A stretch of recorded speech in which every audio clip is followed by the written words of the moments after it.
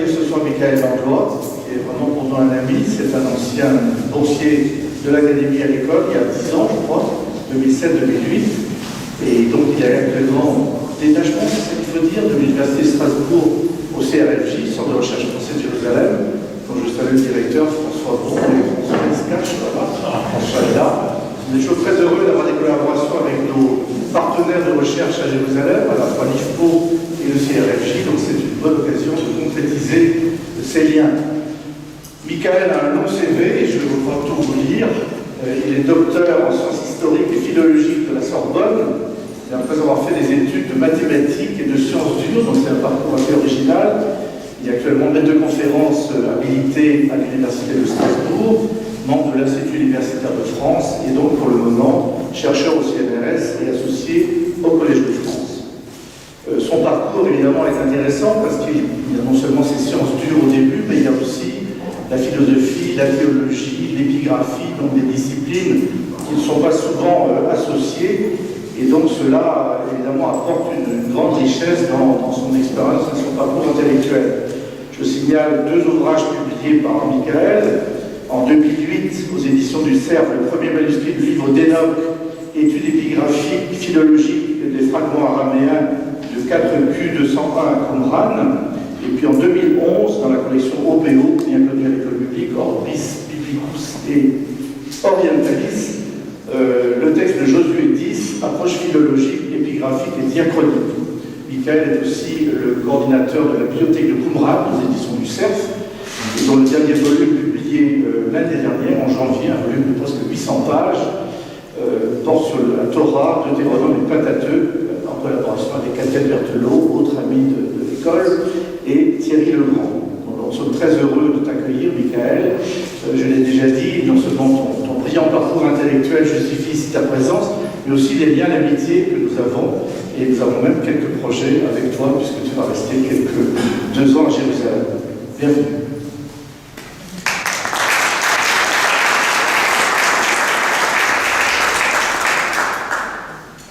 On va expliquer pourquoi nous parlons devant une idole, n'est-ce pas? Mais c'est assez original de faire une conférence avec sur la table une idole.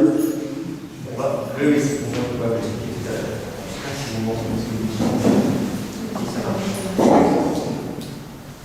Si c'est vert, ça commence. Raja. Ah, ça y est, c'est un petit bouton, je crois. Voilà, tout va bien. Voilà, donc merci beaucoup pour votre présence ce soir. Merci pour cette invitation. Je suis très ému de me tenir devant vous ce soir. C'est vrai que c'était il n'y a pas si longtemps que ça que j'étais moi-même étudiant ici à l'école publique. J'ai passé 2 ans. La première année avec une bourse des Chevaliers de Saint-Jean, la deuxième année avec une bourse de l'Académie. J'ai des moments inoubliables passés ici dans cette maison et je me sens chez moi. Et ça me fait très très plaisir d'être avec vous ce soir. Alors je vais vous parler d'un sujet que vous connaissez certainement déjà un petit peu, les manuscrits de la mer morte. C'est difficile de mettre les pieds ici sans avoir un minimum quand même de connaissances sur les manuscrits de la mer morte, mais plus précisément sur un récent scandale lié à une affaire de faux.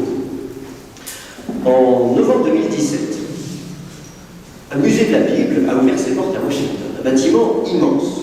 Il fait 6 étages, 40 000 mètres carrés, il est à 2 pas du Smithsonian, c'est le plus grand musée de la Bible au monde. Pourtant, lors de l'inauguration de ce musée, donc il y a un peu plus d'1 an, les journalistes visitent forcément toutes les salles de ce musée et se précipitent vers ce qui est censé être le clou du spectacle, la salle contenant les manuscrits de la mer morte, les plus anciens manuscrits de la Bible. Seulement voilà, il y a une sombre affaire dont nous allons parler tout à l'heure. Et pourquoi un tel intérêt pour les manuscrits de la mer morte en général et pour ces nouveaux manuscrits en particulier? Alors pour ceux qui ne sont pas des spécialistes de l'histoire du texte biblique, disons simplement que la Bible, en tant que corpus d'écriture sainte, est un texte fondateur pour plusieurs grandes religions du monde, le judaïsme, le christianisme et l'islam. Et c'est donc naturel que des croyants comme des spécialistes cherchent à retrouver les plus anciens manuscrits. Pour certains, le but est de démontrer que la Bible n'a pas changé, que Dieu a protégé, veillé sur sa parole et l'a empêché de se corrompre. C'est une approche fondamentaliste. Voilà, Dieu a révélé la Bible, elle est tombée du ciel sur la terre et Dieu a veillé sur sa parole et on peut retrouver ainsi les plus anciens manuscrits qui vont démontrer la fiabilité du texte biblique. Pour d'autres, c'est justement le contraire. Le but est de retrouver le texte biblique original avant des siècles et des siècles de corruption par des scribes pas toujours bien intentionnés. Dans tous les cas, ce double phénomène se développe au XIXe siècle. Beaucoup de gens veulent retrouver les plus anciens manuscrits de la Bible, soit, comme je disais, pour retrouver un texte qui n'a pas bougé, soit au contraire pour retrouver un texte qui a changé, et dont on va pouvoir comme ça retrouver l'original. Un petit peu romantique. C'est donc à l'époque que des gens comme Abraham Firkovich, que vous voyez ici à l'écran, font l'acquisition de manuscrits qui sont aujourd'hui célèbres. Firkovich acquiert ce qu'on appelle aujourd'hui le codex de Leningrad, qui a été copié vers 1009 de notre ère à Fustat, c'est-à-dire le Vieux-Caire, en Égypte.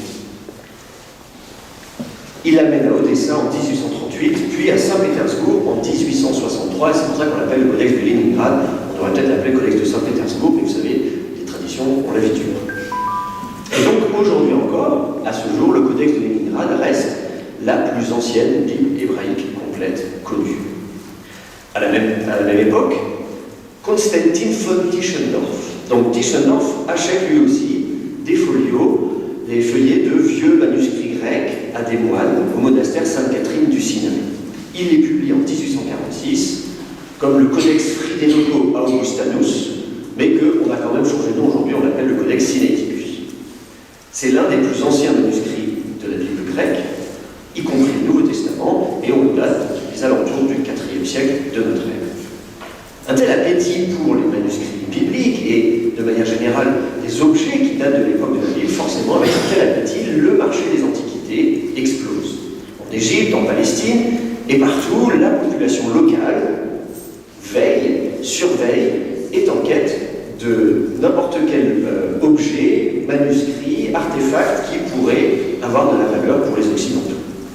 C'est ainsi qu'un jeune dragomane, donc un jeune traducteur du nom de Charles Clermont-Ganneau, qui est en poste au consulat de France à Jérusalem, entend parler d'une stèle avec une inscription mystérieuse. Alors il arrive à Jérusalem en 1867, il n'a que 21 ans, là sur la photo il est un petit peu plus âgé, mais je ne sais pas de photo il a 21 ans.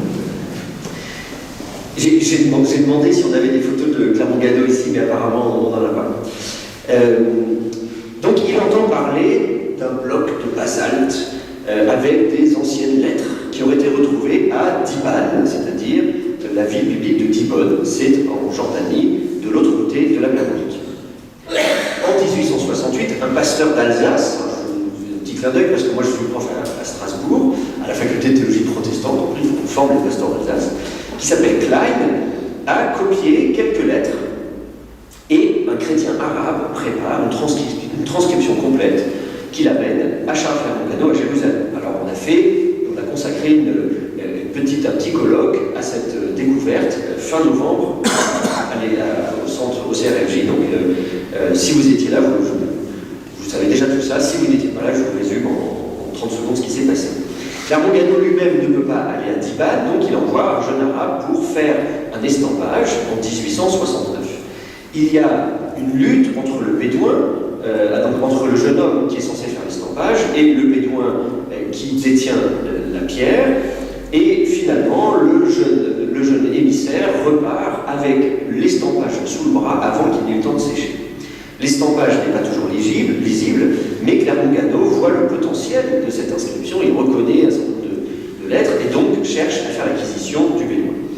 Malheureusement, il apprend que les bédouins qui détiennent la pierre ont fait exploser, vraisemblablement parce qu'ils pensaient qu'il y avait un trésor. Alors on a discuté lors du colloque fin novembre sur d'autres hypothèses, mais Clermont-Ganneau dit que, je cite, il l'avait soumise à un feu ardent, donc la pierre, puis l'avait aspergée d'eau froide, vieux procédé, hélas, très efficace. Donc il explique comment ils sont fait pour faire exploser la stèle. Toujours est-il qu'il arrive à récupérer les morceaux. Le Louvre, en France, achète la plupart des morceaux en 1873 et d'autres sont ajoutés en 1875. Voilà. Pendant ce temps-là, à Jérusalem, un antiquaire du nom de Shapira, Moses Wilhelm Shapira, donc il s'appelle Moïse Shapira, c'est un converti, il est juif, mais s'est converti au christianisme et il est sous la porte au Japon. Eh bien, il commence à vendre des objets dits moabites qui portent des inscriptions qui utilisent la même écriture que celle de la stèle de Mécha.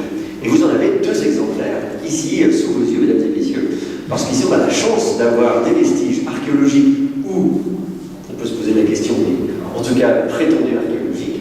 Et donc je remercie Jean-Baptiste Humbert qui a bien voulu nous montrer, vous pourrez la regarder un peu plus près tout à l'heure, mais attention, faut quand même si c'est défaut, il faut quand même pas trop les casser. Et donc du coup il commence comme ça à vendre des centaines d'objets comme ceux que vous voyez sous les yeux. Je vais vous montrer à l'écran si vous ne voyez pas très bien, voilà à quoi ça ressemble.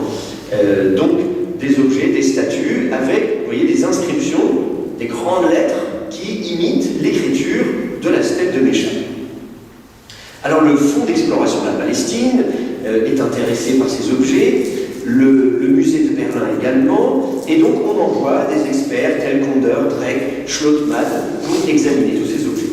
Ils sont convaincus de leur authenticité. Là je parle de spécialistes vraiment, donc voilà, ils sont convaincus. Tout à l'heure Jean-Baptiste dit mais comment est-ce qu'on a pu croire que c'était authentique? Manifestement à l'époque, un certain nombre d'épigraphistes étaient convaincus de leur authenticité. Mais là encore, Clermont Ganneau n'est pas d'accord. Le style des objets lui semble un petit peu maladroit. Et les inscriptions soi-disant moabites sont, je cite, paléographiquement invraisemblables, philologiquement intraduisibles. Fin de citation. Donc, voilà ce que Clermont Ganneau dit à propos de ces inscriptions. Clermont Ganneau pense que ces inscriptions ont été réalisées par le même arabe chrétien qui avait fait pour lui la transcription de la stèle de Mécha 3 ans auparavant. En disant c'est peut-être le même, parce que c'est vrai quand on regarde les dessins qu'il avait fait, eh ben, il n'était pas si mauvais que ça. Il avait un coup d'œil et donc il se dit c'est peut-être lui. Alors, cela dit, Clermont Ganneau est le seul à penser que ce sont des faux. L'empereur prusse se décide à acheter la collection entière, c'est-à-dire 1700 objets. Il paye une somme d'argent extraordinaire qui vient de son trésor personnel. Et donc, peu de temps plus tard, toutes les boutiques d'antiquités à Jérusalem sont inondées par des centaines de ces objets soi-disant moabites, et tous les musées à travers l'Europe veulent en acheter. En 1873, Clermont Ganneau, qui est toujours en poste ici à Jérusalem, au consulat français, eh bien, enquête sur cette affaire et il identifie les faussaires qui ont été Shapira. Alors il nous raconte que, en fait, quand il les prend vraiment sur le fait, avec la collaboration de la police, il arrive, il fait éruption dans leur arrière-boutique et dit que l'un d'entre eux préparait donc les objets en argile, qu'un autre les mettait dans un bain pour les vieillir artificiellement. Shapira clame son innocence, il dit qu'il a acheté ces objets aux Bédouins en bonne foi, qu'il ne savait pas que c'était des faux. Il dit, moi je suis antiquaire, voilà, je me présente des antiquités, je les achète et je les revends. L'affaire se tasse, Shapira reprend ses affaires, il vend des antiquités et notamment des manuscrits médiévaux. On en parlait tout à l'heure à la conférence, il va notamment chercher des vieux manuscrits au Yémen. 10 ans plus tard, en 1883, Shapira dit qu'il a 15 fragments d'un rouleau du Deutéronome. Ce rouleau est écrit sur parchemin avec des lettres qui ressemblent à celles de la stèle de Mécha. Et donc le rouleau est daté, d'après l'écriture, d'après la paléographie, du 9e siècle avant notre ère. C'est-à-dire presque 2000 ans avant le codex de Léningrad. Donc imaginez-vous à l'époque, on se dit voilà, on a le codex de Léningrad, on peut remonter jusqu'à l'an 1000 de notre ère pour pouvoir étudier le texte biblique, et là d'un seul coup on fait un bond de 2000 ans en arrière. Le British Museum est intéressé, il veut faire l'acquisition de ce qui serait de loin le plus ancien manuscrit de la Bible. Shapira demande 1 million de livres sterling de l'époque. Imaginez la somme que ça représente aujourd'hui. Alors des experts britanniques, notamment Ginsberg, examinent ces fragments. Ils remarquent de nombreuses variantes textuelles par rapport au texte traditionnel de la Bible. Donc on dit tiens, le texte biblique a changé entre ce qui est censé être 900 ans avant notre ère et 1000 ans après Jésus-Christ. Et ces différences sont utilisées pour légitimer l'antiquité de ce manuscrit. C'est la preuve, selon lui, que ce manuscrit est bien authentique, puisqu'il y a des variantes textuelles. Si c'était un faussaire, il serait contenté de recopier le texte tel quel. Et là encore, Clermont Ganneau n'est pas convaincu, décidément. On fait penser à un irréductible Gaulois. l'éducation, de l'instruction civique, et dans cette lettre, il exprime ses doutes quant à l'authenticité du manuscrit. Le ministre l'envoie en mission spéciale à Londres, où les fragments sont exposés. Donc déjà au British Museum, on expose déjà sous vitre certains de ces fragments. Donc il arrive avec cette lettre en main, cette mission, mais Ginsberg refuse de lui montrer les fragments. Vous voyez, il arrive parfois, entre spécialistes, et même entre épigraphistes, que l'entente ne soit pas toujours très cordiale, mais que ça arrive. Heureusement, certains de ces fragments sont donc déjà exposés dans le British Museum. Et donc, Clermont Ganneau peut les voir comme n'importe quel touriste, n'importe quel visiteur qui rentre, il s'approche de la vitrine. Et ces examens confirment, selon lui, que ce sont des faux. Non seulement, dit-il, ce manuscrit est un faux, mais il sait comment il a été fait. Il dit, et Clermont Ganneau insiste sur ce point, qu'il n'a pas besoin de s'aventurer dans le texte lui-même, de repérer les variantes textuelles, de faire une analyse littéraire. Ce n'est pas le texte qui l'intéresse. Il dit que sa conclusion est basée et fondée uniquement sur un examen matériel. Et donc, selon Clermont Ganneau, des morceaux de la marge inférieure d'un vieux rouleau d'une synagogue ont été découpés, plongés dans un bain pour les vieillir de façon artificielle, et ensuite, une écriture dite moabite a été ajoutée avec quelques variantes textuelles plus ou moins maladroites. Clermont Ganneau publie sa trouvaille, et quelques jours plus tard, Ginsberg renonce à publier ce manuscrit. Chapirac, une fois encore, clame son innocence. Il dit qu'il est convaincu qu'il est authentique, qu'il lui a été apporté par des bédouins, qui m'ont même raconté où est-ce qu'il l'avait trouvé, près de la mer Morte, dans des grottes, etc. Mais, comme il avait déjà été mêlé à une affaire de faux 10 ans auparavant, sa carrière est cette fois-ci finie. Il est ruiné. Et quelques mois plus tard, en 1884, il se suicide. Clermont Ganneau est accusé d'être responsable de ce suicide. Mais il insiste, tout comme Ernest Renan, son maître, avait dit en 1876, et je cite ce que Renan avait dit, « Les faussaires menacent de causer bientôt tant d'embarras aux études d'épigraphie et d'archéologie orientale qu'il faut placer au nombre des plus signalés services celui de démasquer ces sortes de fabrications. » Fin de citation. Vous voyez, Renan, déjà à l'époque, dans les années 1870, s'inquiète de cette recrudescence de fraude archéologique. Quant au manuscrit, au fameux rouleau de Chapira, ces fragments sont vendus pour quelques livres et disparaissent bien vite. Une petite histoire raconte qu'ils auraient brûlé dans un bâtiment, mais il y a quelques années, un documentaliste australien, avec qui je m'entretenais il y a quelques mois, a découvert dans une dépêche, dans un journal, quelques années plus tard à Londres, que ces fragments étaient exposés dans un club, vous savez, ce club de gentlemen, comme il y avait à Londres, et donc il dit manifestement cette histoire de maison qui a brûlé est fausse, et il espère peut-être un jour remettre la main sur ces manuscrits. Ce serait formidable, parce qu'on pourrait la regarder, on pourrait vérifier, peut-être faire du carnet de 14, peut-être analyser l'angle, peut-être analyser l'écriture, etc. Bon. Mais en tout cas, pour l'instant, ces manuscrits ont disparu. Et puis l'affaire se tasse. Sauf qu'un demi-siècle plus tard, la polémique est ravivée lorsque de nouveaux manuscrits bibliques sont découverts près de la mer Morte. À l'hiver 1946-47, des Bédouins prétendent à nouveau avoir trouvé d'anciens manuscrits. Ces manuscrits sont vendus par un antiquaire de Bethléem qui s'appelle Candon. C'est un surnom.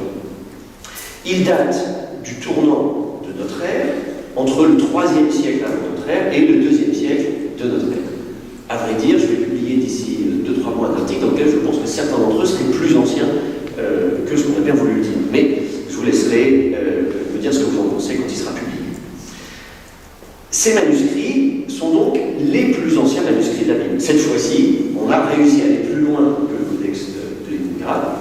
Prenez par exemple le grand rouleau d'Isaïe, qui fait plus de 7 mètres de long, qui date aux alentours d'une centaine d'années avant Jésus-Christ, et qui est donc 1000 ans, un bon millénaire plus ancien que le codex de Leningrad, et qui contient l'intégralité du livre du prophétisé. Alors évidemment, on n'a pas des Bibles complètes à l'époque, enfin c'est quand même assez fascinant. Et puis bien sûr, non seulement on retrouve les plus anciens manuscrits de la Bible, alors ça c'est une photo que j'avais prise, ça n'est pas le vrai, je précise quand même, ça n'est pas le vrai rouleau d'Isaïe, parce qu'on ne le mettrait pas comme ça sur une table, mais en 2010, la Bibliothèque nationale de France a organisé une exposition exposition sur les manuscrits de la mer Morte, puisque la France a la deuxième plus grande collection au monde de manuscrits de la mer Morte, la plus grande collection d'ici à Jérusalem actuellement aux Antiquités israéliennes, et la deuxième plus grande collection, c'est la France qui l'a, puisque le père Roland Deveau, qui était le directeur de cette école et qui dirigeait les fouilles à l'époque, avait négocié de pouvoir financer ces fouilles auprès des autorités jordaniennes en revendant une partie des manuscrits à la France, à une institution publique bien sûr. Et donc du coup la France a fait l'acquisition, et donc elle n'avait jamais fait d'exposition sur les manuscrits de la mer Morte, et donc en 2010, il y a eu une grande exposition, et donc on m'a demandé d'assurer le conseil scientifique de cette exposition, et donc à défaut de pouvoir exposer le grand rouleau d'Isaïe, on avait décidé d'exposer un facsimilé, et là on est en train de réfléchir à comment on allait organiser la vitrine, il fallait faire le plexiglas, etc. Donc on était au sous-sol de la Bibliothèque nationale. Donc c'était une très très belle exposition. On avait fait d'ailleurs une journée d'études à laquelle avaient participé Jean-Baptiste Imbert et Philippe Buech. Bien sûr, l'école biblique devait évidemment être représentée pour une telle exposition. Alors donc du coup, non seulement on a des manuscrits bibliques, mais on a plusieurs copies de même livre de la Bible. Par exemple ici, vous avez un autre exemplaire du livre d'Isaïe, certes plus fragmentaire, mais donc qui lui circule en collection itinérante. Il était par exemple l'année dernière à Denver, je l'ai vu à Denver lors d'une exposition sur les manuscrits de la mer Morte. Et donc quand on compare ces différents témoins, il y a non seulement des différences par rapport au texte traditionnel de la Bible, qui date de l'an 1000 de notre ère, mais même entre eux, les manuscrits de la mer Morte présentent des variantes. Et donc vous comprenez pourquoi la découverte des manuscrits de la mer Morte est une véritable révolution pour l'étude de la Bible. Outre les manuscrits bibliques, il y a également des manuscrits dits apocryphes, c'est-à-dire qui auraient pu être dans la Bible, mais qui ont été écartés du canon, et encore, ça dépend pour qui. Je vous donne l'exemple ici du livre d'Enoch, qui ne fait pas partie des Bibles en Occident, ni du Tanakh, c'est-à-dire du canon des rabbins, ni du canon de l'Église catholique romaine, tel qu'il a été décidé au Concile de Trente au XVIe siècle, ni même du canon des églises protestantes ou grecs orthodoxes, mais il fait partie du canon de l'église orthodoxe d'Éthiopie. Et donc il a été préservé dans son intégralité en éthiopien. Et effectivement, comme le disait Joël tout à l'heure, j'ai eu l'occasion, c'est un autre exemplaire du livre d'Enoch, cette fois-ci en araméen, 4Q206, et j'ai fait... attendez, alors je vais un peu... Ah oui, je reviens un peu en arrière. Voilà, donc tout ça pour vous dire qu'il y a tout un tas de variantes, à la fois pour les manuscrits bibliques et non bibliques. Les manuscrits bibliques représentent à peu près un quart des manuscrits de la mer Morte. Donc il y a tout un riche répertoire littéraire du judaïsme parmi les manuscrits de la mer Morte. Mais revenons maintenant sur la découverte de ces manuscrits de la mer Morte. À partir de 1949, Roland Deveau, qui est donc le père Roland Deveau, qui est directeur de l'école biblique ici, commence à faire des fouilles dans la zone avec à l'aide d'une équipe internationale. Il trouve d'autres grottes, mais la plupart du temps, les Bédouins sont déjà passés par là et ils ont déjà pris la plupart des manuscrits. Deveau n'a pas le choix que de les acheter à Kando, qui devient d'une certaine manière le fournisseur officiel, le revendeur officiel de manuscrits de la mer Morte. Il y a une sorte de monopole. Pourtant, des Bédouins viennent trouver Deveau directement de temps en temps et cherchent à lui vendre directement des manuscrits de la mer Morte. Voici par exemple ce que Deveau écrit dans son journal le 5 janvier 1952. Il dit « Le même jour, après-midi, arrive encore Hassan Haïd racontant qu'il avait oublié hier un fragment qu'il m'apporte. C'est un faux. Plusieurs lignes en caractère maladroit d'hébreu carré qui ne font aucun sens et sont tracées à l'encre moderne sur un ancien fragment de peau qui n'était pas inscrit. Une semaine plus tard, le 12 janvier, il écrit à nous, et là, je cite encore son journal, Mahmoud me présente un faux analogue à celui que j'avais accepté de Hassan. Abed, à son tour, en sort un de sa poche. Je leur affirme que ce sont des faux. Et, pressé de questions, Mahmoud avoue avoir acheté le sien. Mais il affirme qu'il a acheté un autre Tahamré, c'est la tribu bédouine, qui ne sait pas plus écrire que lui, à plus forte raison de l'hébreu, c'est pour lui preuve d'authenticité. Autrement dit, voilà, moi je ne serais pas capable de toute façon d'écrire un faux, et celui après qui je l'ai acheté non plus, donc c'est forcément un vrai. Et donc Deveau se pose la question, qui est à l'origine de cette grossière supercherie? Point d'interrogation. Il se pose la question, et puis une petite note 2 en bas de page, je n'ai jamais réussi à le savoir, sans doute un semi-instruit résident à Bethléem. Voilà, c'est la théorie que Deveau a évoquée. Tout ça pour dire que la question des faux n'est pas nouvelle, y compris des faux manuscrits de la mer Morte. Roland Deveau parfaitement conscient de ce risque, de cette possibilité, et d'ailleurs il est confronté à des affaires de faux. Simplement, il les détecte très vite, donc ça ne va pas beaucoup plus loin que ça. Cela étant, il faut reconnaître que, à part ces quelques notes de Vaux, à l'époque, on discute très peu de la question de l'authenticité. Pourtant, une majorité de manuscrits de la mer Morte, une immense majorité de manuscrits de la mer Morte, n'a pas été trouvée durant les fouilles, mais la plupart des manuscrits ont bien été apportés par des Bédouins, par l'intermédiaire de Cando. Leur provenance, Cando va dire par exemple, ils viennent de la Grotte 4. Bon, mais en général, on ne peut pas le savoir, à part dans un certain nombre de cas où De Vaux dit qu'ils ont réussi à faire des joints avec des fragments que lui-même et son équipe, dont faisait partie Bilic, etc., ont pu trouver des fragments et ont fait des joints avec des fragments que Cando leur a apportés. Donc dans ces cas-là, on sait effectivement que c'est la Grotte 4, mais sinon, on est obligé de faire confiance à Cando. Est-il possible que des faux plus sophistiqués aient échappé à l'œil attentif de Vaux? Pendant plus de 50 ans, la question reste en suspens jusqu'à la découverte de nouveaux manuscrits de la mer Morte. En 1993, un collectionneur norvégien du nom de Martin Skøyen vient voir Cando, je reviens en arrière comme ça vous pouvez voir Cando, qui est devenu vieux en attendant, il est vieux à l'époque, il est même presque mourant, et il lui demande s'il a encore des manuscrits de la mer Morte avant. Donc on n'est plus dans les années 50 ou 60, on est dans les années 90. Cando lui répond, ces jours sont depuis longtemps révolus. Skøyen propose de racheter des manuscrits que Cando aurait pu vendre à ses anciens clients. Il dit, mais peut-être vous avez vendu des manuscrits, vous avez encore votre liste de clients, vous pourriez peut-être les contacter, peut-être eux seraient intéressés de le revendre. Et ainsi, Skøyen peut ainsi acquérir des manuscrits au cours des années 90 et 2000. À vrai dire, un nombre impressionnant de manuscrits apparaissent sur le marché des antiquités après à partir de l'an 2002-2003. Et je me souviens, lorsque j'étais étudiant ici, travaillant sur le livre d'Enoch, qu'un nouveau fragment du livre d'Enoch sur papyrus a été publié par deux spécialistes de manuscrits de la mer Morte, Radan Eshel et Esther Eshel. Ce fragment se trouve confirmer l'une des lectures possibles que j'avais évoquées dans ma thèse, qui a été publiée donc, depuis aux éditions du CERF. Et donc, sur le coup, je me suis demandé si ce fragment était authentique. Je me disais que c'était, alors d'un côté, si authentique, c'est fort bien, parce que il se trouvait que c'était mon interprétation préférée de ces quelques traces, un petit peu difficile à déchiffrer. J'étais assez d'accord avec cette lecture, et donc ma lecture préférée, d'une certaine manière, se trouvait confirmée par ce nouveau papyrus, ce qui est assez flatteur. D'un autre côté, je me demandais si c'était pas un peu trop beau pour être vrai.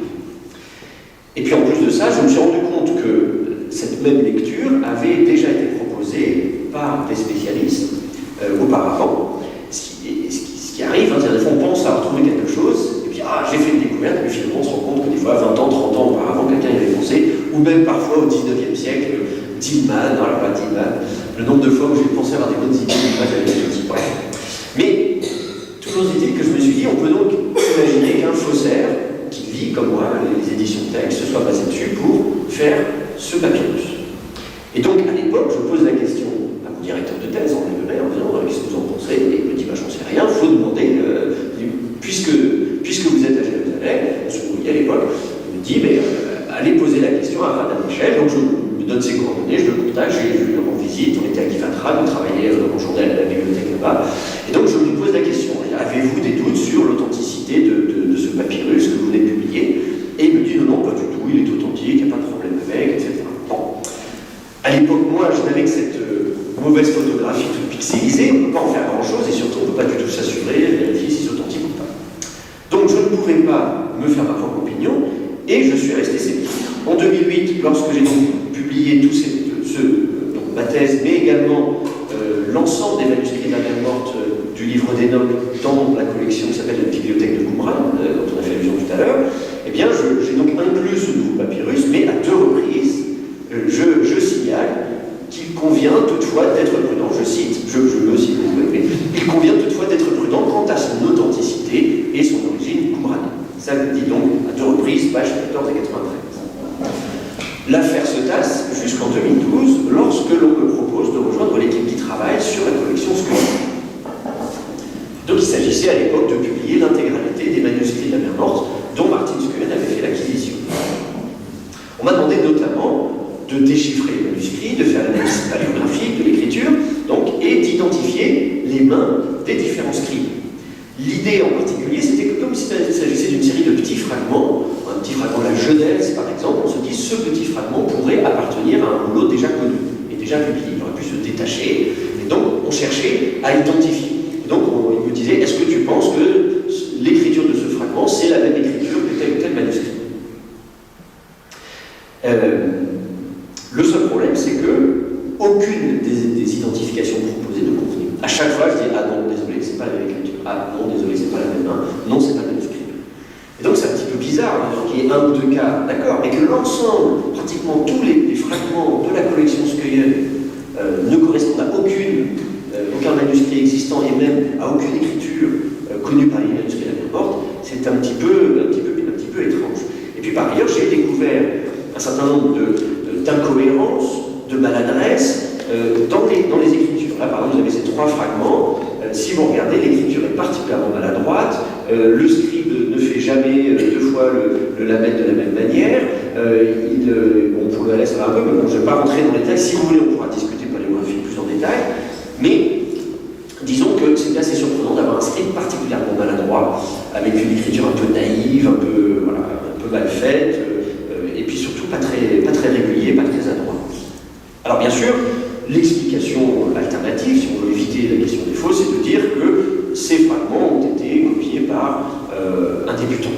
Et il faut bien à un moment donné commencer quelque part, et donc on peut se dire peut-être c'était un scribe débutant, un bleu, ou peut-être qu'il venait d'une autre école scribale, peut-être un nouvel emplacement, une nouvelle grotte, peut-être qui n'était pas connue jusqu'à présent. Voilà. On essaie de trouver un petit peu des occasions, des raisons de pouvoir justifier l'authenticité de ces fragments. Alors en 2013, je poursuis mes recherches, je ne parle pas je n'évoque pas cette question avec mes collègues qui m'ont fait la gentillesse de m'inviter à rejoindre leur équipe, qui m'emmènent en Norvège, et donc je ne voulais pas jouer la rabat-joie en disant écoutez, merci beaucoup de l'invitation, mais peut-être que ces manuscrits sont des faux. Je voulais d'abord m'assurer d'avoir des preuves un peu plus tangibles. Et donc, j'y retourne en 2014 et je remarque davantage d'anomalies quant à la façon dont l'encre est sur le parchemin. Vous voyez, ici, par exemple, on travaille sur des photos infrarouges qui sont évidemment beaucoup plus faciles à lire puisque l'encre se détache davantage du parchemin ou du papyrus. Mais le problème, c'est qu'il y a plein de détails quant à la surface du parchemin du papyrus qui sont gommés, puisque le but de l'infrarouge, pourquoi on fait des photos infrarouges, ça permet d'éclaircir le cuir, le parchemin ou le papyrus, et donc on perd des détails. Mais néanmoins, rien qu'avec une photo infrarouge, j'avais déjà noté qu'à certains endroits, l'encre semblait très nette. Vous voyez le contour, vous avez un schime ici, vous voyez que le contour ici, je ne sais pas si ça se voit bien. Oui, donc le contour ici est très net, et puis d'un seul coup, dans la deuxième partie ici, le contour est au contraire un peu flou, un peu comme sur du papier buvard, par exemple, ça bave un petit peu. Et je n'arrivais pas à m'expliquer ce phénomène, je me dis mais qu'est-ce qui se passe? Et lorsque j'ai vu les fragments eux-mêmes, je me suis rendu compte de ce qui s'était passé. C'est-à-dire que là, vous avez ici une fracture où la couche supérieure du parchemin, c'est la polymarlin, est partie. Et donc, lorsque ça arrive évidemment, parce que ce sont des vieux fragments, assez souvent, ils s'émiettent un petit peu si vous voulez, donc la couche supérieure s'en va, mais lorsque la couche supérieure s'en va, l'encre qui est posée sur la couche s'en va aussi. Alors là, c'est pas le cas. En dépit du fait que la couche supérieure est partie, vous avez de l'encre sur la couche inférieure. Et donc ça veut dire que le scribe a copié. Or, il y a une grosse différence d'épaisseur. Vous ne voyez pas ici parce que c'est une photo de dessus, mais si vous regardez avec un microscope, il y a quand même une très grosse différence d'épaisseur. Donc l'encre ne pénètre pas aussi dans la peau. Et donc ça veut dire que le scribe a copié ce texte alors que le parchemin était déjà endommagé et qu'il y avait déjà la couche supérieure qui était partie. Ce qui est un petit peu douteux. Et j'ai un autre cas également, je retrouve le fameux papyrus du livre d'Enoch, dont je vous parlais tout à l'heure, celui-là même qui m'avait intrigué au milieu des années 2000. Entre-temps, Martin Scoyen en a fait l'acquisition, il est chez lui, je peux le voir, et là vous avez une belle photo couleur, et je remarque des choses, par exemple ici, vous voyez, cette lettre finale, c'est un « hé », et en fait, de la même manière, donc un papier, vous avez deux couches, l'une sur l'autre, de fibres, la couche supérieure est endommagée, ce qui arrive, c'est normal, vous voyez, le papyrus il est vieux, il est fragmentaire, il y a des morceaux qui partent, et à certains endroits, ici, vous avez toute une zone ici où la couche supérieure a disparu, et même ici en bas, le contour, il fait ça. Vous voyez, c'est là je trace ici le contour. Dans toute cette zone-là, il n'y a plus la couche supérieure. Or, le jambage droit du haie descend jusque-là et se retrouve dans la couche inférieure du papyrus. Ce qui prouve là encore que l'encre a été apposée alors que le papyrus était déjà endommagé, que la couche supérieure était déjà partie. Vous voyez là, je me retrouve avec des arguments un peu plus tangibles que simplement l'écriture. Parce que la paléographie, c'est un petit peu subjectif. On va dire oui, mais là c'est maladroit. Quelqu'un dit oui, mais voilà, il écrivait comme ça, c'était pas un très bon script. Voilà, donc on peut toujours discuter, mais là, si on se retrouve avec des éléments matériels, physiques, on a de bonnes raisons de pouvoir remettre en question l'authenticité de ces manuscrits. Et puis surtout, je vous dis, ce fragment, j'avais de toute façon déjà des doutes à l'époque où il avait été publié quant à son authenticité. Donc à ce moment-là, je me sens en confiance et je partage mes doutes avec mes collègues norvégiens et ensemble, nous décidons de poursuivre les recherches. On veut enquêter, on décide de ne pas ébruiter l'affaire. À l'époque, on avait pour l'idée d'essayer de tendre un piège aux faussaires. Je voulais être le nouveau Clermont-Ganneau qui pouvait prendre la main dans le sac, les faussaires, en disant « Ah, ça y est, vous êtes pris. » Bon, bref. Voilà. Parce que chacun a son super-héros, certains c'est Superman, d'autres c'est, je sais pas, Han Solo, moi c'est Charles Chaplin. Et donc du coup, nous essayons d'emprunter notamment sur la date à laquelle ces fragments apparaissent. Est-ce qu'on peut retracer ces fragments jusque dans les années 50 ou 60? Et en fait, non.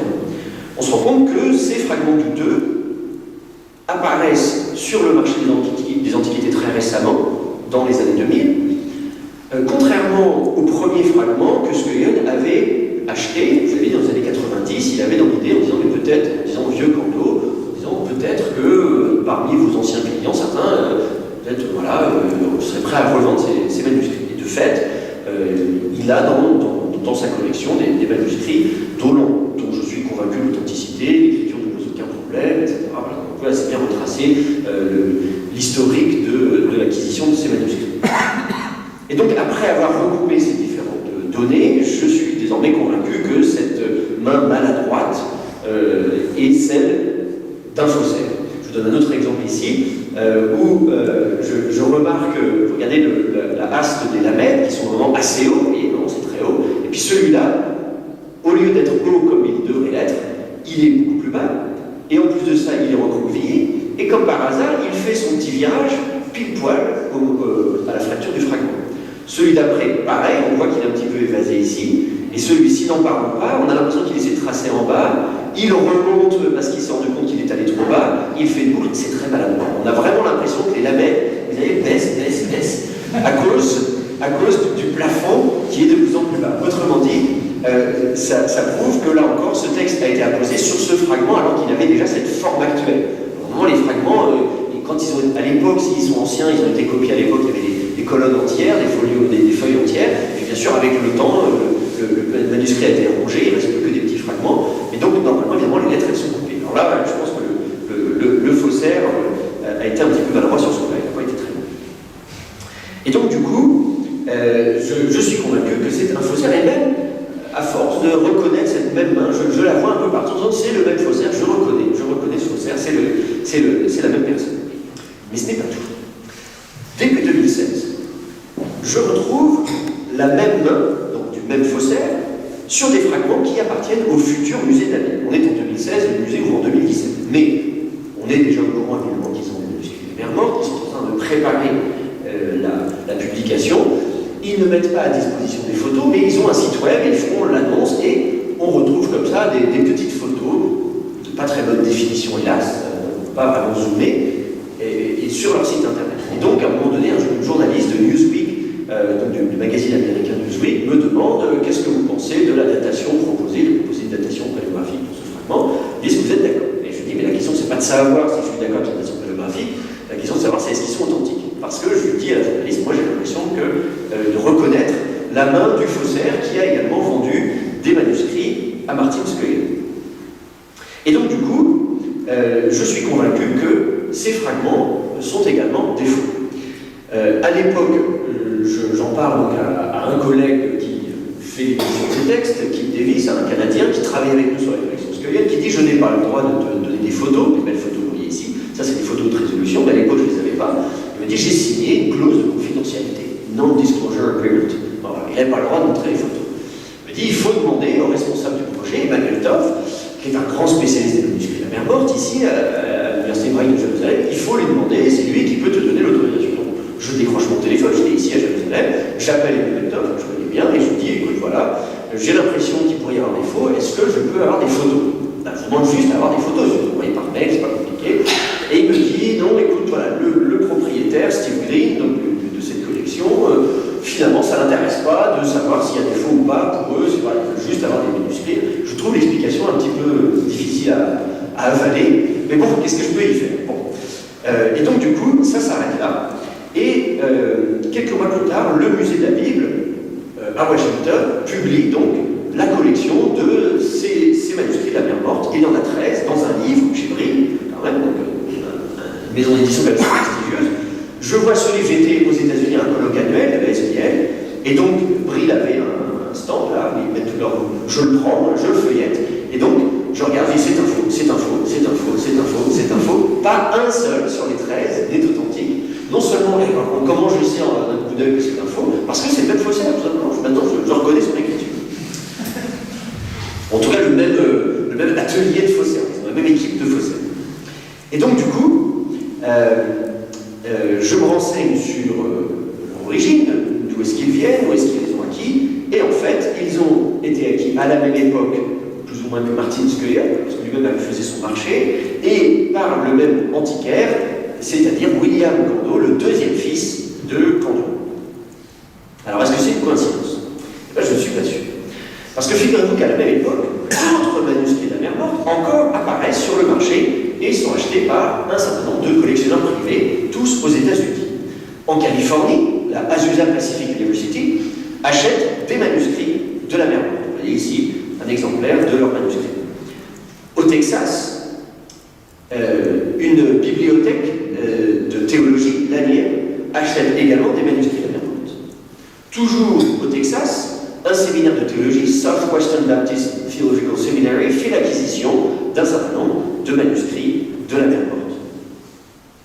Alors, certaines de ces photos sont disponibles sur leur site internet, même en basse définition, et je reconnais la même écriture, le même faussaire. L'histoire se répète, tout comme Shapira à l'époque, et jusqu'au musée de la Bible, jusqu'au Southwestern Baptist Theological Seminary, je demande à consulter des photos. Encore là, il y a quelques mois, on a des manuscrits de Southwestern, là au Texas.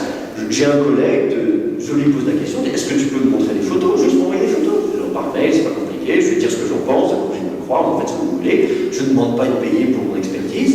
Eh bien non, il me dit, je ne peux pas le faire, j'aimerais le faire, mais je ne peux vraiment pas, je n'ai pas l'autorisation de montrer des photos. Et donc nous attendons la publication de ces manuscrits de Southwestern de Texas, de Azusa Pacific aux États-Unis. Bon, pour Azusa Pacific, ils ont mis des photos de bonne définition en ligne, donc j'ai pas besoin d'attendre la publication, je sais qu'ils sont tous faux. Mais pour ceux du Texas, par exemple, je ne les ai pas tous vus, en tout cas, je n'ai pas des bonnes photos pour tous, donc on attend. Mais ce qui est très intéressant, à mon avis, c'est qu'il y a, on voit ici des points communs, c'est que la plupart, je vais y revenir tout à l'heure, les collectionneurs sont tous américains et sont tous évangéliques. Je vais y revenir tout à l'heure. Mais c'est pas tout. Entre-temps, autre découverte archéologique d'un manuscrit dont on dit qu'il vient de la mer morte. C'est le 26 octobre 2016. Les antiquités israéliennes. Annoncent la découverte d'un papyrus qui date d'il y a 2700 ans, qui aurait été découvert dans les grottes de la mer morte et qui mentionne la ville de Jérusalem et le roi. Ce papyrus est présenté comme étant la plus ancienne mention de Jérusalem sur papyrus. Alors, factuellement, c'est vrai, effectivement. Mais ce qui est surprenant, c'est que la conférence de presse se déroule le même jour où l'UNESCO doit se prononcer sur un projet de résolution sur la Palestine occupée. Vous avez bien envoyé dans ce document la Palestine occupée. Et dans cette résolution de l'UNESCO, l'État d'Israël est appelé la puissance occupante. Le même jour, toujours, mais c'est un jour bien chargé, l'actualité très chargée ce jour-là, le Premier ministre israélien Benjamin Netanyahu, qui n'est pas au même endroit que la conférence des presses, ni à l'UNESCO, etc. Il est ailleurs, mais il a quand même trouvé le moyen d'imprimer, vous voyez, une espèce de carton géant qui brandit avec cette reproduction géante de ce papyrus, et il l'utilise comme preuve des liens entre la ville sainte de Jérusalem et les Juifs. Il y a quelques 2700 ans, il dit comme ça de façon très, très emphatique, c'est une carte postale de Jérusalem de 2700 ans, elle n'est pas en arabe, elle n'est pas en araméen, elle est en hébreu. Vous voyez, cette carte postale. Simplement, voilà, il y a un petit problème, c'est que ce papyrus, contrairement à ce qui a été dit lors de la conférence de presse, n'a pas été trouvé lors de fouilles régulières dans des grottes au bord de la mer Morte. En réalité, il est apparu sur le marché des antiquités. La question donc se pose, est-il authentique? S'agit-il d'un faux? D'un côté, ce papyrus n'a pas grand-chose à voir avec les faux manuscrits de la mer Morte qui ont inondé les collections privées. Je vous ai montré tout à l'heure une écriture vraiment très maladroite, très grossière. En plus, c'est pas du tout la même époque, les manuscrits de la mer Morte, c'est tout dans notre ère. Là, on a une écriture qui date effectivement, qui se veut en tout cas dater de plusieurs siècles avant notre ère. Et puis, par ailleurs, l'écriture est beaucoup moins maladroite que celle des scribes. À vrai dire, il est même assez rapide, assez assuré. Si vous regardez de près, on voit parfois il ne lève pas suffisamment son pinceau et il y a des petits poils comme ça qui débordent un peu. Donc on voit au contraire que là on a affaire à un scribe manifestement très exercé, très rapide, très confiant. Il n'est pas hésitant du tout, il n'est pas maladroit du tout, il est très confiant. Ça ne veut pas dire pour autant que c'est un vrai, ça veut dire que simplement ça n'est pas un faux aussi grossier, disons, que les autres. Et que c'est probablement pas le même fausset. Si c'est un faux, c'est probablement pas le même fausset. Alors cela étant, effectivement, il y a quand même quelques petits aspects un petit peu surprenants, y compris au niveau de la paléographie. Je ne vais pas rentrer dans les détails ici. Et puis, également, le fait que ce texte semble relativement droit, alors que le papyrus lui-même est un petit peu tordu, vous voyez, donc comme s'il a été copié sur le papyrus alors qu'il était tordu. Grâce à des outils informatiques, on peut virtuellement redresser le papyrus. Je vous donne ce que ça donne ici. Vous voyez, ici, j'ai redressé virtuellement, je vous rassure, je vais pas toucher le papyrus lui-même pour remettre les fils bien à l'horizontale. Et là, d'un seul coup, le texte lui-même n'est plus droit du tout, il monte et il redescend. Ce qui pourrait suggérer que le texte a été copié sur le papyrus, alors que le papyrus avait été déjà un petit peu tordu. Et puis même, la disposition horizontale, vous voyez, dans cette n'est pas sans rappeler le fameux rouleau Shapira, on l'a vu tout à l'heure, donc Lermongano disait que c'était la marge inférieure d'un manuscrit qui avait été découpée. On se dit, est-ce que c'est pas la même chose qui se serait passée ici aussi? On récupère la marge d'un papyrus. Le papyrus lui-même a été daté au carbone 14, entre 800 et 500 avant notre ère. On se dit, effectivement, il n'y a pas de problème avec le papyrus lui-même, mais peut-être était-ce une marge non inscrite, il suffit de la découper, on écrit dessus et là, d'un seul coup, ça prend de la valeur. Alors bien sûr, aucun de ces facteurs lui-même n'est concluant, et c'est pour ça qu'il est très difficile de conclure qu'il s'agit d'une info. Les antiquités israéliennes ont demandé de rédiger un rapport d'expertise, ils me mettent la pression, Philippe Lachor, que certains d'entre nous ici connaissent, me dit, bon mais alors il est authentique ou il est faux? Je veux savoir. Je dis, écoute, j'ai examiné au microscope, tout ce qu'on veut, etc. Je dis, il n'y a pas de preuve irréfutable que c'est un faux, donc voilà, on ne peut pas affirmer sans nombre que c'est un faux. Il n'y a pas les mêmes maladresses que celles que j'ai vues sur les autres manuscrits de la mer Morte, donc peut-être qu'il est authentique, mais en même temps, il y a quelques petites choses un petit peu douteuses, et puis on peut leur demander est-ce que c'est un peu trop beau pour être vrai, enfin bref. Donc, j'ai des doutes sur l'authenticité de ce papyrus. Et puis du coup, donc, la conclusion, c'est quoi? C'est si on veut être sûr de ne pas avoir affaire à des faux manuscrits, eh bien, faisons des fouilles régulières, évitons le marché des antiquités, évidemment. Mais même si on fait ça, ça ne marche pas à tous les coups. Vous allez voir. En 2017, printemps 2017, une équipe d'archéologues de l'Université hébraïque de Jérusalem et d'une institution américaine, Liberty University, ce sont encore des évangéliques, prétendent avoir découvert une nouvelle grotte à Qumran. Jusqu'à présent, 11 grottes, parmi les grottes de Qumran, ont produit des manuscrits de la mer Morte. Donc ce sont ce qu'on appelle des grottes à manuscrits. On en connaît bien plus, mais seules 11 d'entre elles ont livré des manuscrits. Et la dernière a été trouvée en 1956. Donc ça fait longtemps qu'on n'a pas découvert de nouvelles grottes à manuscrits. Donc imaginez l'excitation, l'enthousiasme, lorsqu'on dit ça y est, 60 ans plus tard, on a de nouveau découvert une grotte à manuscrits. Mais là encore, cette découverte, entre guillemets, est problématique. Et si il faut lire entre les lignes, la grande conférence de presse des Antiquités israéliennes à ce qui a été dit, aucun manuscrit inscrit n'a été découvert dans la grotte. On a simplement découvert un petit fragment, là la photo on a l'impression qu'il est immense, mais en fait c'est vraiment tout petit, hein, vraiment quelques centimètres, un petit morceau de parchemin non inscrit. Et donc c'est pas une grotte à manuscrit dans le sens où il n'y a pas de manuscrit, d'écriture à la main, il n'y a pas de preuve d'écriture manuscrite. D'autres objets sont découverts, mais là encore, le fait qu'il y ait des grottes avec du matériel archéologique, c'est pas nouveau. On en connaît des dizaines dans la région de Qumran qui avaient déjà été inventoriées, et puis régulièrement on fait comme ça des inventaires. Donc ça fait très longtemps qu'on savait qu'il y avait des grottes, on avait fouillé, elles ont été inventoriées. De Vaux lui-même avait déjà répertorié ce nombre de grottes.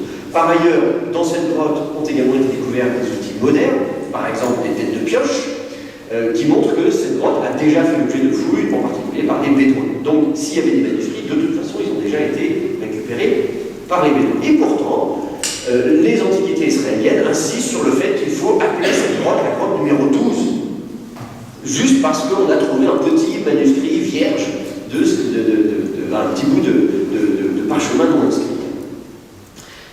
Et donc forcément, cette découverte crée encore plus une attente en disant « Ah, donc ça prouve, voilà, dans l'opinion publique, chez les collectionneurs, chez tout le monde se dit « Ah, donc il y a bien d'autres grottes à manuscrits, donc on va bientôt retrouver sur le marché d'autres manuscrits, surtout si les Bédouins sont passés par là, etc. etc. » Donc ça ne fait que animer, activer le marché des antiquités. On s'attend à ce que là, très bientôt, de nouveaux manuscrits soient découverts, entre guillemets, et qu'on les trouve sur le marché des antiquités.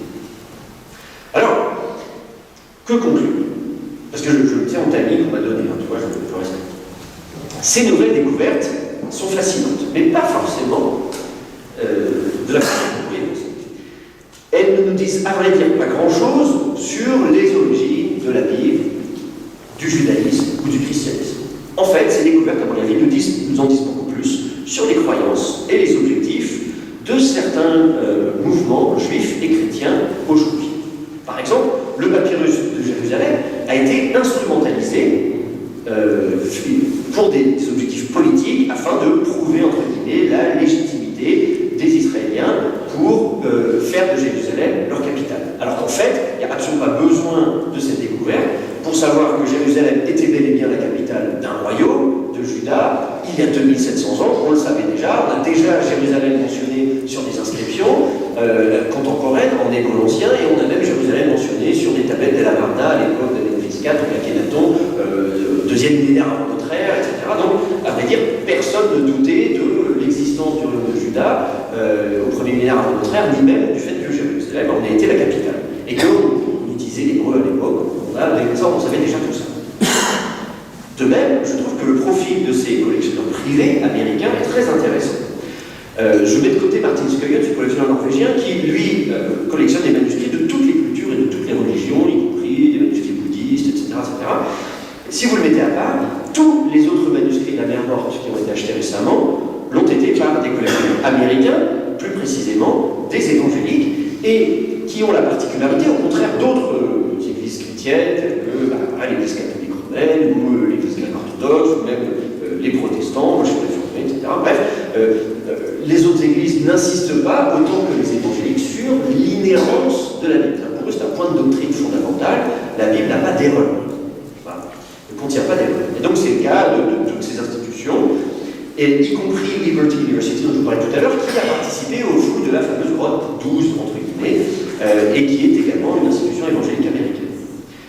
L'opinion qu'ils se font de la Bible et leur volonté de pouvoir démontrer que la Bible ne contient pas d'erreur explique leur intérêt pour les plus anciens manuscrits de la Bible. Si la Bible ne contient pas d'erreur, alors retrouvons les plus anciens manuscrits pour démontrer, asseoir, légitimer notre dogme.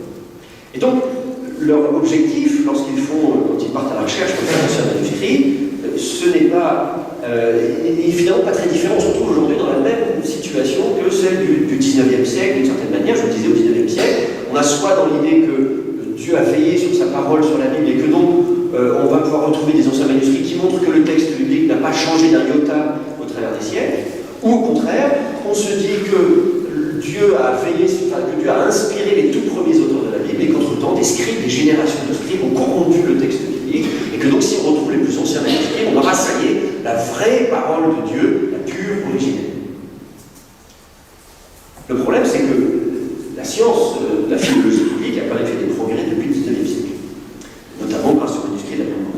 nous comprenons aujourd'hui que les scribes n'ont pas corrompu un texte original, et je mets original entre guillemets.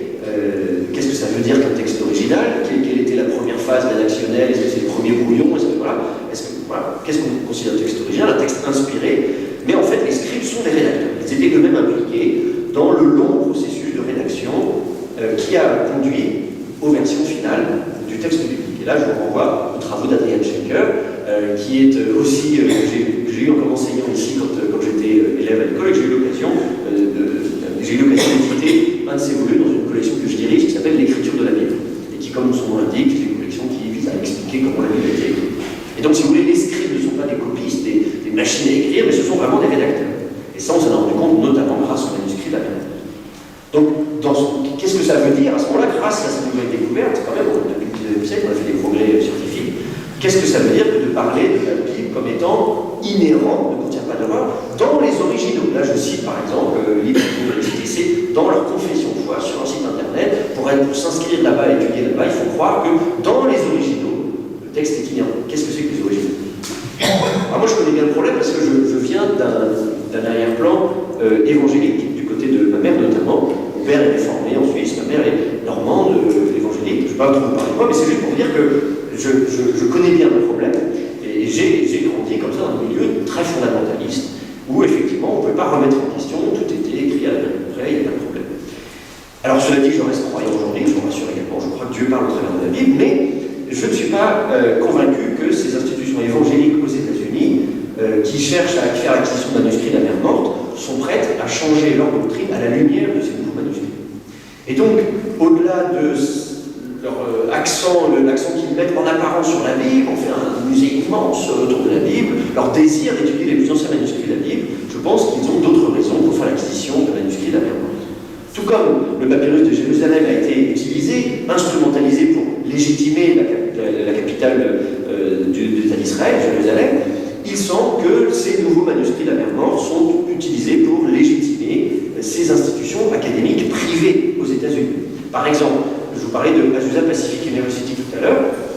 Eh bien, en fait, lorsqu'ils ont fait l'acquisition de ces manuscrits de la mer morte, ils ont fait une conférence de presse et ils disent, je cite, j'ai traduit en français, cette acquisition place Azusa Pacific University à part de toutes les autres institutions chrétiennes d'enseignement supérieur dans le monde. Donc voilà, ils disent, voilà, grâce, parce qu'on a acheté le manuscrit de la mer morte, maintenant, nous, en tant qu'institution chrétienne d'enseignement supérieur, nous sommes à part de toutes les autres institutions chrétiennes dans le monde. C'est quand même pas rien. Et on voit que, voilà, l'acquisition de ces manuscrits leur sert à se donner, s'acheter une sorte de crédibilité.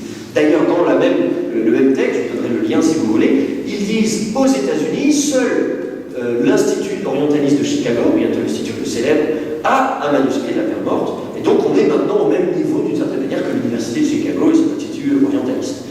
Et d'ailleurs, je vous donne une petite anecdote qui n'est pas sur leur site web, mais un collègue de Chicago à qui je parlais de ça me dit, ah bah oui d'ailleurs, il croise comme ça un jour à un colloque quelqu'un qui vient de cette université, à Azusa Pacific University, il dit, ah vous venez de l'Institut orientaliste de Chicago, d'accord, oui, vous avez des manuscrits de la mer morte, alors lui il dit, oui, peut-être, ils ont beaucoup de collections, ils ont aussi un musée à l'Université de Chicago, il dit, oui, c'est pas un spécialiste, spécialement, il ne savait pas. Il dit si, vous avez à Chicago un manuscrit de la mer morte. Nous, on en a 5.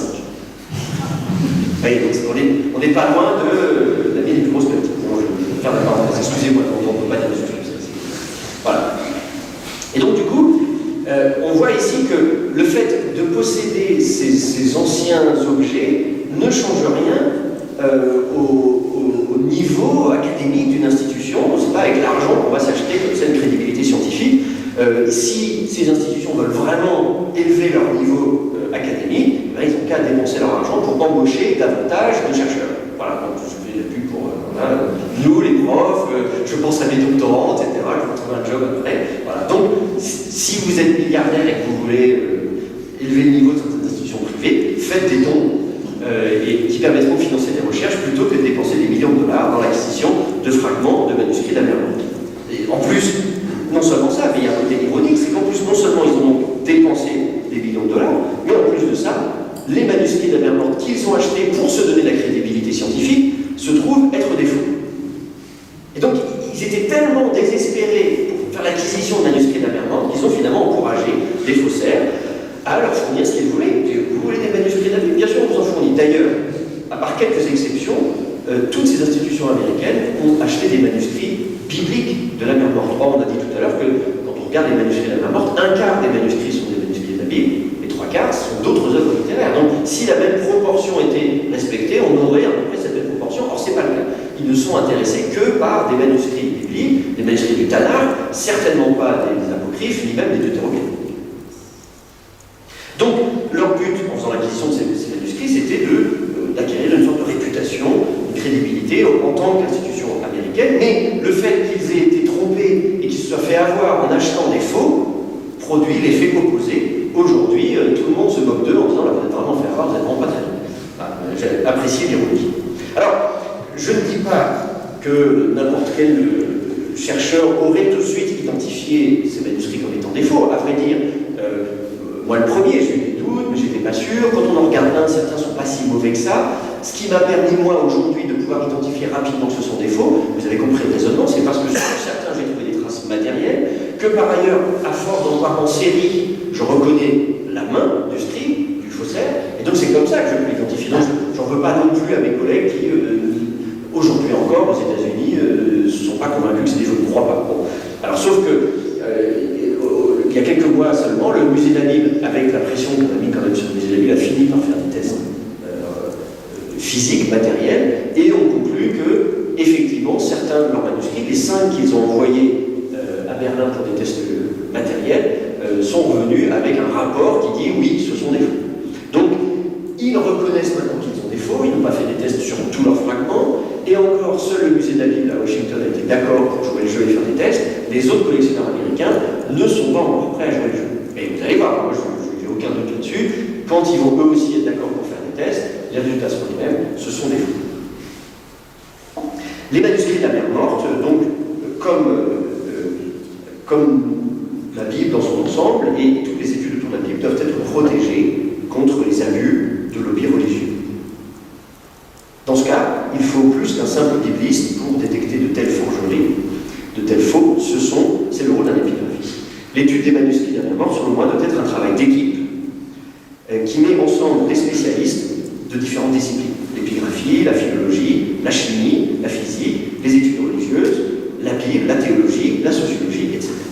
Cette approche interdisciplinaire, libre de pression religieuse, politique ou financière, est plus importante maintenant que jamais. Et c'est ainsi qu'on pourra déterminer le succès ou non des futures recherches sur les manuscrits de la mer Morte. Je vous remercie de votre attention.